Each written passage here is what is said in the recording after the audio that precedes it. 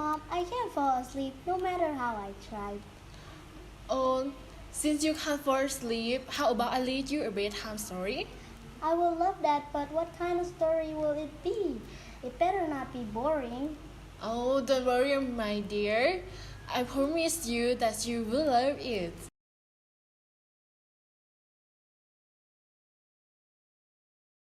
Well then, shall we begin? Long ago, there was a beautiful clean river beside a village. In that river, there were plenty of fishes for the fishermen to catch, meaning that there were plenty of food to go around. And the river was so clean that it can cure all sorts of illnesses to whoever drinks it. However, as time flew by, people began to neglect the river's cleanliness, and as they began to litter more and more into the river began to be so polluted that it was barely recognizable as it once was. And because of that, the river smells really bad and looks really dirty. So, a man named Tao decided to address the littering issue for the villagers to clean up, but nobody took Tao seriously. Fishes began to die, and whoever drank the water began to fall ill. Upon seeing the river became so dirty, the gods were angered and decided to punish the humans by summoning a monster, and everyone ran for their lives.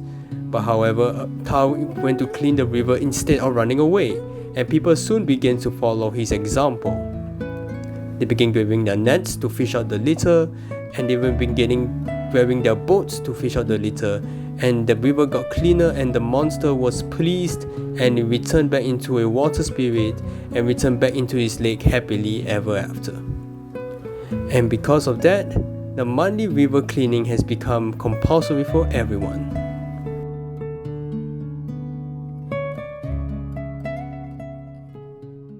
This may be a fiction story, my dear, but it's happening in the real life as well. I will show you. Sabadi. My name is Antika Sayaporn. I'm currently a third-year university student studying in International Relations, the National University of Laos. Okay, so my name is Marcus Angelo. I'm currently working as a management trainee in hospitality. So hi everyone, I'm Jamie and I'm a volunteer and I also work here at Waterways Watch Society. And so what we do here is that we actually advocate for people to care for our waterways and also our environment.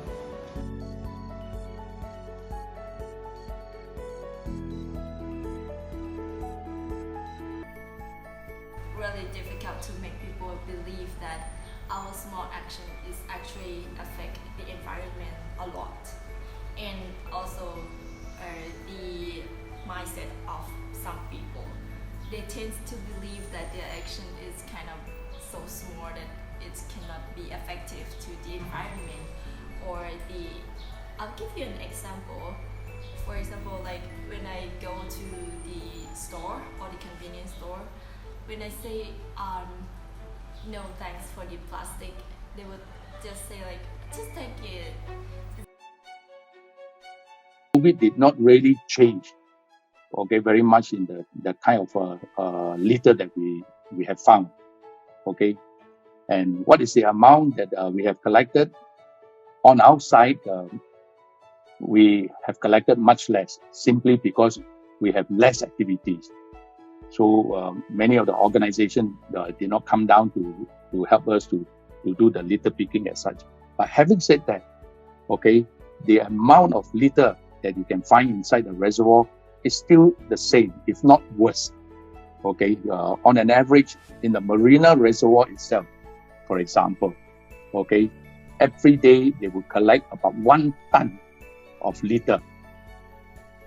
Can you imagine 1 ton of litter every day? Okay, so there's still a lot, and I like to believe that it has not changed. Well, I would say there are several factors for that. Lack of education is also one of the main points, because we don't really know, we have no idea what are the rubbish going to do with the environment or with the fish in the rivers. So we just throw it away. I think simple things is, of course, to one, be responsible for your trash. So means to be very careful of how you dispose your trash. So if you see an overflowing bin, for example, don't pile your rubbish higher and higher, because ultimately you'll be brought by the rain and the water into our waterways, which is our drinking water. So that's one simple thing you can do to actually to use that action to show other people that that is the way to do things. Yeah, so to lead by action basically. Okay, one simple action that us individuals can do is just to treat our waters as just like how we treat our homes basically. So if you don't want your homes to be dirty, you shouldn't be littering in the waters also. Yeah.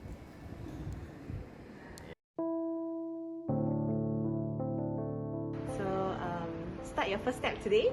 So come and join us either here at Waterways Watch Society or start your own initiative to keep the environment clean, to be an advocate for the environment, to take ownership of your action. So the environment definitely doesn't have a voice of its own. So they need people like you and me to actually step up and fight for it. Yeah.